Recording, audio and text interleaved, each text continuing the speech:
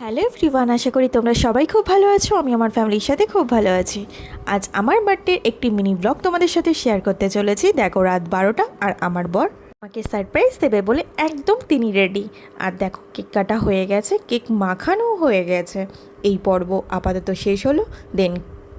দিন সকালে অরিবাবুর আবার ফার্স্ট ডে স্কুল। আমরা মর্নিংয়ে উঠে গেছি সকাল সকাল, এখন স্কুল যাব বলে রেডি।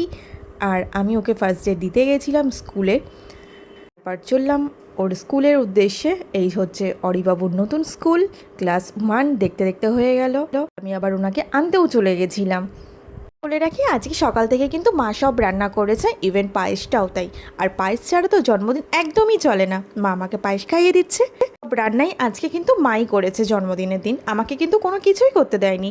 আর এখন সন্ধে হতে না হতেই বর আবার জোম্যাটো থেকে আমার জন্য খাবার দাবার অর্ডার করেছে। আমার জন্য স্পেশালি না, সবার জন্যই বার্থডে স্পেশাল। সন্ধ্যেবেলা স্ন্যাক্স থেকে শুরু করে রাতে ডিনার পর্যন্ত।